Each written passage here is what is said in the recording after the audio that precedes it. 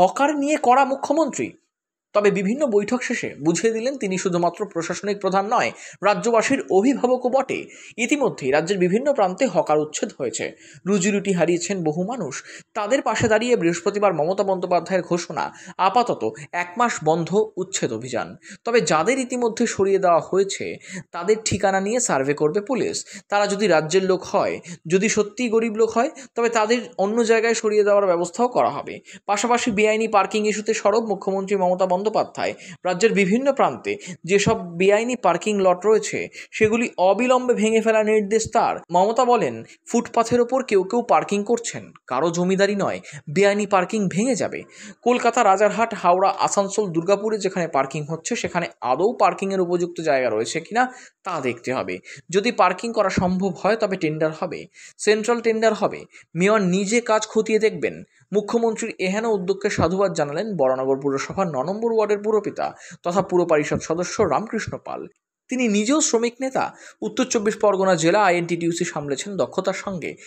এদিন তিনি বলেন, কিছু মানুষের লোভের কারণে এই পরিস্থিতি তৈরি হয়েছে। মানুষ হাঁটতে পারছে না, গাড়িও তার স্বাভাবিক গতিতে চলতে পারছে না। মুখ্যমন্ত্রী মমতা বন্দ্যোপাধ্যায় যে সিদ্ধান্ত নিয়েছেন তাতে এই সমস্যার আশু সমাধান হবে। মাননীয় মুখ্যমন্ত্রী একজন মানবিক ব্যক্তি সম্পূর্ণ মহিলা, তিনি মানুষের মনের মনোভাব বোঝেন। কিন্তু সেই দিনকে তিনি ভার্চুয়ালি সভাঘরে সমস্ত মন্ত্রী, আমলা সবাইকে ডেকেছেন। আমাদের কাউন্সিলররা আমরা ভার্চুয়ালি ছিলাম বারাকপুর সুকান্ত সদনে। সেই সময় তার মনের ভাবটা তিনি আর চেপে রাখতে পারেননি। যেভাবে মানুষ প্রতিনিয়ত বা তার সরকারি যারা আমলা তারা যেভাবে প্রতিনিয়ত ওনাকে ফিডব্যাক দিচ্ছেন তাতে এটা ঠিক যে রাস্তার চলার অযোগ্য হয়ে গেছে বিভিন্ন জায়গা। এই জায়গা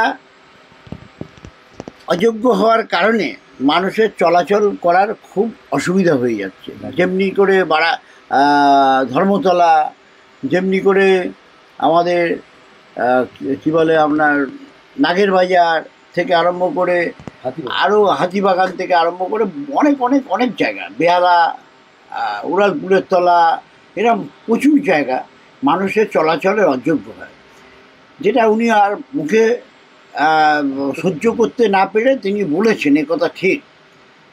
আর এটা তো ঠিক, সরকার মানুষের জন্য, আর সেই সরকার মানুষের প্রয়োজনীয় যাতায়াতের পথ যদি কেউ অবরুদ্ধ করে রাখে পেটের দায় দেখিয়ে, এটা মানা যায় না।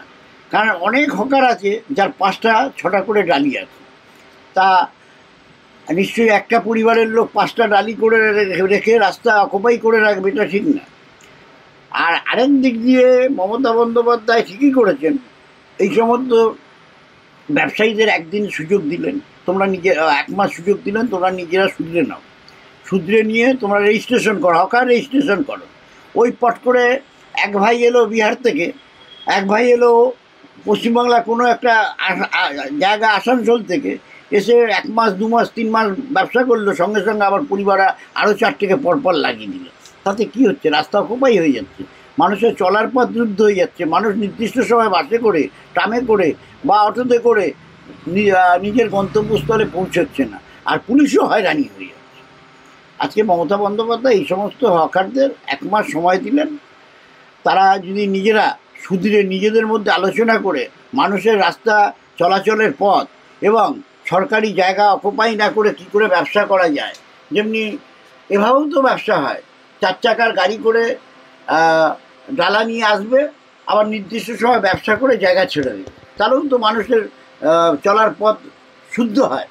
কিন্তু এরা করছে না, যার কারণে মমতা বন্দ্যোপাধ্যায়কে এই ধরনের কঠিন স্টেপ মনে হয় নিতে হয়েছে।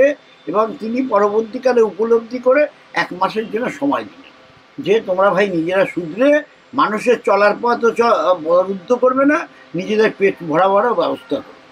এটা মানবিক দিক বলছে, এটা মানবিক। মমতা বন্দ্যোপাধ্যায় সব বরাবরই মানবিক, মানুষের মনের ভাবটা তিনি বোঝেন।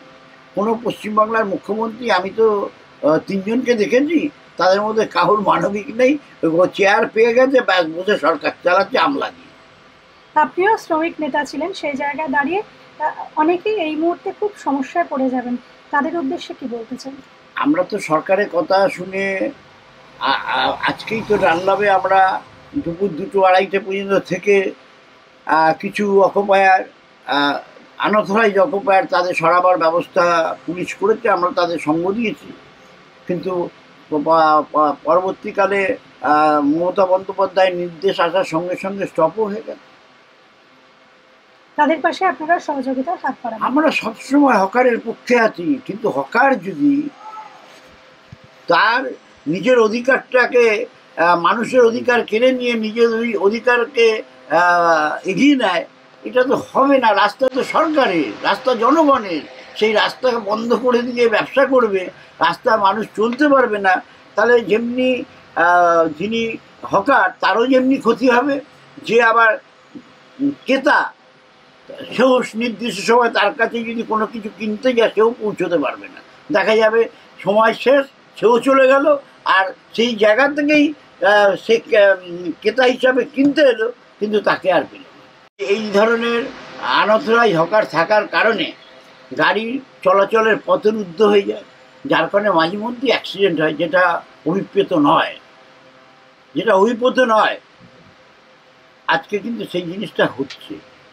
তাই মানবিক মমতা বন্দ্যোপাধ্যায় হকারের কথা বিচার করেছেন, সাধারণ মানুষের কথা বিচার করেছেন, 1 মাস সময় দিয়েছেন, সবাই মিলে সূত্রে আলোচনা করে 4টে জেলার থেকে তাদের পরিবারের একটা লোক একটাই ব্যবসা করুন, নিজেরা সময় ঠিক করে নি, তুই 2 ঘন্টা করবি, আমি 3 ঘন্টা করবো, একটা ব্যবসা করুন।